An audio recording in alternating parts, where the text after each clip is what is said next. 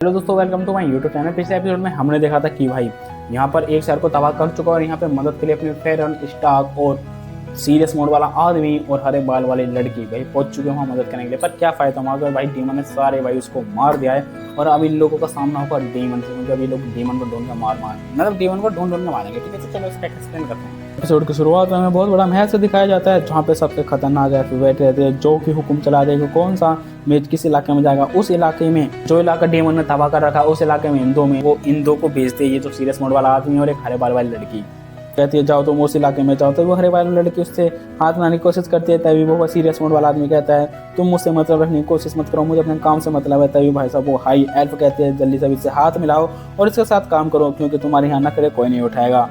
इतना कहने के बाद वो आदमी उस लड़की से हाथ मिलाने लगता है।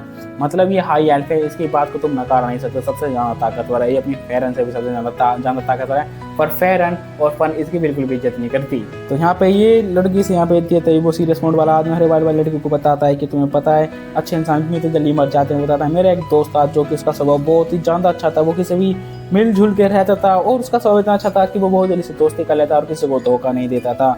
तो बच्चों के साथ बहुत ही अच्छा स्वभाव था, पर एक दिन वो डीमन से लड़ते लड़ते एक बच्चे को बचाते हुए मारा गया। क्योंकि वो अच्छा इंसान था, वो अपनी जान भी बचा सकता, पर ने उस बच्चे की जान को बचाया और अपनी जान कुर्बान कर दी।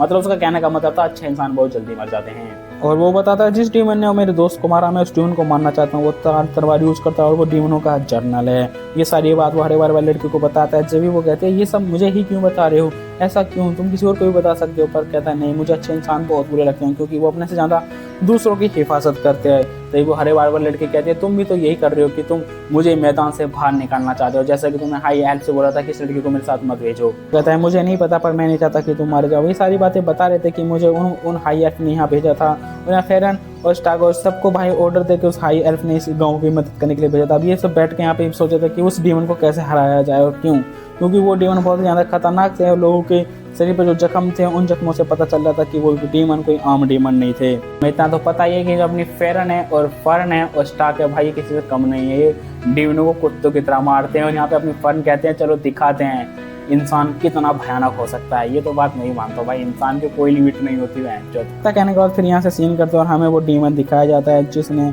उसके दोस्त को मारा था। तब यहाँ पे एक छोटा सा डीमन आके कहता है ये इंसान इतने अजीब क्यों होते हैं भाई साहब। वो डीमन पता नहीं किसी चीज़ की प्रार्थना कर रहा था, तभी उसके हाथ में बहुत तेजी से रोशनी चमक लगती है और हमें दिखाया जाता है भाई उसके हाथ में 4 तलवार आ गई हैं। मतलब इस डीमन ने भाई उस सीरियस मोड वाले आदमी के दोस्त को मारा था और पूरे गाँव को तबाह कर दिया था। बताता है कि इंसान ऐसे ही होते हैं, बहुत ज़्यादा जज्बाती होते हैं, वो एक दूसरे लगाव करते हैं, प्यार मोहब्बत करते हैं। यहाँ फेरन बताती हैं कि डीमन बड़े ही बेकार होते हैं, वो इंसानों को मारते वक्त बिल्कुल भी नहीं सोचते, तो इसलिए हमें निकलना होगा। डीमन का जनरल था, वो उसे पता था कि वहाँ पे लाशों की रक्षा करने के लिए कोई ना कोई रुकेगा, तो इसलिए वो वहाँ पर जाके जो लाशों की रक्षा कर रहा है सबसे पहले उसे मारेगा। तो वो छोटा सा डीमन कहता था चलो सर मैं भी आपके साथ चलता हूँ। हमें यहाँ दिखाया जाता है, यहाँ से सीन करते हैं हमें दिखाया जाता है, यहाँ से सीन करते हैं हमें दिखाया जाता है कि यहाँ पर फर्न फेरन और जो हरे वाली लड़की थी वो चली जाती है डीमन के इलाकों में और ये दोनों स्टार्क और सीरियस मोड वाला आदमी यहाँ रहकर उस इलाके की सुरक्षा करेंगे जहाँ पर गांव वालों की लाश पड़ी हुई है। इतना कहने के बाद फिर इन दोनों को यहाँ पे ड्यूटी मिल जाती है और वो यहाँ से चले जाते हैं डीमन के इलाके में। मतलब यहाँ पे स्टार्क और सीरियस मोड वाला आदमी को पता था कि यहाँ पे जैसे लोगों की लाश पड़े तो डीमन यहाँ पे जरूर आएगा खाना खाने के लिए, तो इसलिए ये दोनों यहाँ रुकेंगे और उस डीमन को मारेंगे। और यहाँ पे फन फेरन और वो हरे बाल वाली लड़की जंगलों में जाके डीमन को ढूंढ कर कुत्तों की तरह मारेंगी। डीमन को शुरुआत में ऐसा लगेगा कि ये इनके लिए खिलौने हैं, पर डीमन को जल्दी से एहसास हो जाएगा कि हम लोग इसके लिए खिलौने हैं। यहाँ पे स्टार्क और सीरियस मोड वाला आदमी बात करते हैं कि मेरा भी इसी तरह से गांव बर्बाद कर दिया गया था। स्टार्क भी बताता है मेरा भी गांव बर्बाद कर दिया गया था, पर मेरे मास्टर ने मुझे लड़ना सिखाया जिस कारण से मैं डीमनों से लड़ सकता हूँ। तो हमें दोनों को मिलकर उन डीमनों को मारना होगा जिनने इस गाँव को तबाह किया। यहाँ पर फेरन बताती है कि मुझे पता है कि हम लोग बहुत ज़्यादा ताकतवर और हम अपनी इस एनर्जी को यहीं पे गायब कर देंगे, क्योंकि अगर उन्होंने हमें ढूंढ लिया तो वो डायरेक्ट हम पे हमला कर देंगे। तो इसलिए वो अपनी एनर्जी को गायब करके यहाँ से आगे का सफ़र पैदल चलकर तय करने वाले हैं। तब यहाँ हरे वाली लड़की फेरन के पास जाती है और वो कहती है कि मुझे छोटे बच्चों को सहलाना बहुत ही अच्छा लगता है, पर मैं उस हाई एल्फ को जब सहलाती हूँ तो वो मुझे ऐसा लगता है कि बहुत ही ज़्यादा वो नाराज़ है। इतना सुनने के बाद फेरन और फर्न भी कहते हैं कि हाँ नाराज़ तो हो ही जाएंगे। फेरन और फर्न से डायरेक्ट मना कर देते हैं कि तुम मुझे ऐसा नहीं सहला सकती जैसे तुम हाई एल्फ को सहलाती हो। अब ये जो बड़ी लड़की है ना वो छोटे बच्चों को बहुत ज़्यादा प्यार करती है, उन्हें सहलाना चाहती है, उन्हें गले लगाना चाहती है, उनके साथ खेलना चाहती है। फर्न और फेरन डायरेक्ट मना कर देती है, पर पता था उस हरे वाली लड़की को कि फर्न जादू के लिए कितनी लालच है।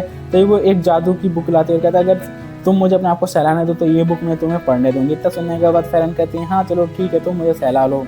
मतलब देख लो फर्न भाई कितनी लालची है जादू के लिए, भाई ऑब्सेशन है जादू के लिए, कुछ भी कर जाएगी फौरन। तो ठीक है अब तुम मुझे सहला सकते हो। पीछे से फर्न भाई जलस फील कर ली थी और हमें दिखाया जाता है हरे बाल वाली लड़की भाई साहब उसे सहलाने लगती है और पीछे पीछे फर्न भाई बहुत ज़्यादा उसे बुरा लगने लगता है। फिर एकदम से पूछते हैं क्या मैं तुम्हें गले लगा सकती हूँ, वो कहते हैं नहीं। फिर यहाँ पे हरे बाल वाली लड़की बता दिए कि मैं सीरियस मोड वाले आदमी को भी सहलाने की बात करती हूँ पर वो मुझे मना कर देता है। ये हरे बाल वाली लड़की चाहती क्या भाई किसी को भी सहलाना चालू कर देती है। तो पीछे फर्न भाई जल्दी जा रही थी क्योंकि भाई वो नहीं चाहती कि फेरन के पास कोई आस पास पट गया। फिर थोड़ी देर के बाद जो अपनी हरे बाल वाली लड़की रहती है वो फन को गले लगा लेती है और फन जाती है और कहती है तुम मेरी मास्टर को छोड़ दो। फिर वो अपनी फन को भाई वहाँ से छुटाने की कोशिश करते हैं, उसे खींचती है और यहाँ तक कि उसकी कमर पकड़ के वह सब उठा के अपनी तरफ खींचते हैं और यहाँ पे फन कहते हैं यहाँ पे मुझे मारोगे क्या, दो टुकड़े कर दोगे। तब यहाँ पे डीमन आ जाते हैं। डीमन की मौजूदगी को महसूस करके कहते हैं वो डीमन आ चुका है, हम यहाँ से नहीं भाग सकते क्योंकि उन डीमनों ने इनके लोकेशन को पता लगा लिया। अब इनके ऊपर हवाई हमला किया जाएगा। कहने के बाद उन्हें पता चल जाता है कि अब लोग वो नहीं भाग पाएंगे। तब यहाँ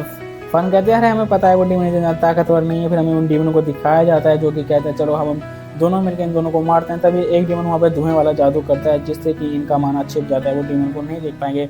अब यहाँ पे फेरन को सारी उसकी चालें समझ में आ गई थी, पर जब वो हवाई हमले करते हैं यहाँ पे फेरन फन को उठा के हाथ तुरंत भाग जाती है और हरे बाल वाली लड़की भी भाग जाते हैं क्योंकि हमला हवाई हो रहा था जिस कारण से उन्हें भाग कर छिपना होता है। फन और फेरन यहाँ पे पेड़ के नीचे जाकर छिप जाती है। फिर यहाँ पे फेरन पूछती है मिस फेरन ये तो डीमन बहुत ज़्यादा ताकतवर है, तो हवा में उड़ रहे हैं। वो हरे बाल वाली लड़की वहाँ से छिप जाती है। तभी एक जो डीमन लड़की रहती है वो कहती है मैं हरे बाल वाली लड़की से लड़ूंगी। जो डीमन लड़की रहती है ना वो कहती है मैं हरे बाल वाली लड़की से लड़ूंगी क्योंकि उसका ऑरा बहुत ही असामान्य है। और जो अपने हरे बाल वाली लड़की रहती है उसे कुत्ते की तरह मारती है। शुरुआत में मतलब दिखती है वो कभी हरे बाल वाली बहुत ज़्यादा ताकतवर है। फेरन फन से पूछती है कि ये डीमन तो उड़ रहे हैं और मैं मिस फेरन आपने बताया कि जो डीमन उड़ते हैं वो बहुत ज़्यादा ताकतवर होते हैं। फेरन बताती है कोई खास बात नहीं है, शुरुआत से ही डीमन आसमानों पर राज करते थे तो ये जादू अब खत्म हो रहा है, पर बहुत से डीमन अभी हवा में उड़ पाते थे। फेरन कहते हैं मुझे बहुत ज़्यादा ताकतवर हैं। तभी हरे बाल वाली लड़की के पास वो डीमन लड़की आ जाती है और कहती है चलो हम लोग लड़ते हैं। तभी हरे बाल वाली लड़की कहती है अच्छा तो तुम मुझसे छोटी सी प्यारी सी बच्ची सी लड़ोगी। मतलब डीमन का वो मजाक उड़ा देती है, वो कहती तुम छोटी सी प्यारी सी बच्ची मुझसे लड़ोगी, फिर अपनी उम्र देखो नहीं तो मैं तुम्हारे एक थप्पड़ मार के सुधार दूंगी। सीन करते हैं ये दोनों बैठी रहती हैं। तभी भाई सब फेरन बोलती है कि तुम उन डीमन को बड़े आसान तरीके से हरा सकते हो। तभी एक डीमन उसके ऊपर हमला करता है। फर्न बताती है हमला आ रहा है। तभी फेरन अपने जादू से हमले को रोक देती है। अब भाई उस डीमन का जादू बहुत ही तगड़ा था और लगातार वो हमला करता था। फेरन बोलती है तुम फर्न इसके डीमन को बड़े इजी तरीके से हरा सकते हो, पर फर्न की भाई हालत बहुत बिगड़ी हुई थी क्योंकि इससे पहले वो डीमन से अकेले कभी नहीं लड़ी। तक कहने के बाद जो अपनी फेरन रहती है वो कहती है तुम इसे आराम से हरा दूंगी। तक कहने जो अपनी फन रहती है वो वहाँ से चली जाती है और हमें यहाँ स्टाक को दिखाया जाता है क्योंकि मछलियाँ पकड़ के लाया था और कहता है चलो खाना खाते हैं। वो कहता है नहीं मैं नहीं खाऊंगा। तो वो कहता है ठीक है सारी मछलियाँ मेरी। वो कहता है तुम फन को मत बताना क्योंकि फर्न भाई स्टाक को मना करते कि रात को खाना नहीं खाना चाहिए, देर रात को खाना नहीं खाना चाहिए जिससे कि तुम्हारा स्वास्थ्य खराब हो जाता है। ठीक है तुम चाहे कुछ भी करो मैं किसी को नहीं बताऊंगा। फिर वो भाई मछली अपनी गर्म करता है और यहाँ पर खाना खाने लगता है। पर थोड़ी देर बाद उसे पता चल जाता है कि यहाँ पे कोई ना कोई डीमन आ चुका है। तो वो कहता है मेरे जासूसों को मार दिया गया। मतलब जो सीरियस मोड वाला आदमी रहता है वो कहता है मेरे जासूस को मार देगा क्योंकि ये जो सीरियस मोड वाला आदमी रहता है वो पक्षियों को कंट्रोल कर सकता है और वहाँ के सारे पक्षी मर चुके थे। पता चल जाता है कि वो डीमन आ गया और वो डीमन भाई बहुत तेज से भागता हुआ इनकी तरफ बढ़ रहा था। वो यहाँ वहाँ देखते हैं पर एकदम से उसे दिख जाता है कि भाई ये डीमन तो बहुत ज़्यादा बड़ा है और एक सांप, इसका आधा शरीर सांप और उसका। तभी भाई डीमन आते सबसे पहले स्टाक के ऊपर हमला करता है। स्टाक अपनी ताकत से बच जाता है। फिर वो देखता है कि क्या ये डीमन सच में चार तलवार यूज करता है और बहुत ही ज़्यादा खतरनाक है। ये इस डीमन के हाथ में जितनी भी तलवारें हैं उन तलवारों को वो आकार वजन से कभी भी चेंज कर सकता था और ये बात सीरियस मोड वाले आदमी को पता थी। मोड वाला आदमी कहता है कि तुम्हें इसके हमलों से बचना होगा क्योंकि इसका एक हमला तुम्हें बीच में से चीर सकता है। वो कहता है चलो ठीक है हम दोनों मिलके अब इसे हराते हैं। तक कहने का जो अपना स्टाक रहता है वो अकेली उससे भिड़ जाता है पर वो सांप से पता लगा लेता है अच्छा तुम तो वही इंसान हो, तुम तो जाने पहचाने लग रहे हो पर तुम्हारे साथ ये जवास योद्धा कौन है। चलो कोई बात नहीं मैं तुझे वैसे ही मारूंगा जैसे कि तेरे दोस्त को तड़पा के मारा था। इतना सुनने के बाद वो एकदम से उस सीरियस मोड वाले के ऊपर हमला करता है पर यहाँ पर अपना स्टाक उसके हमलों को नाकाम कर देता है, उसके हमलों को मोड़ देता है जिस कारण से वो उसे बचा लेता है।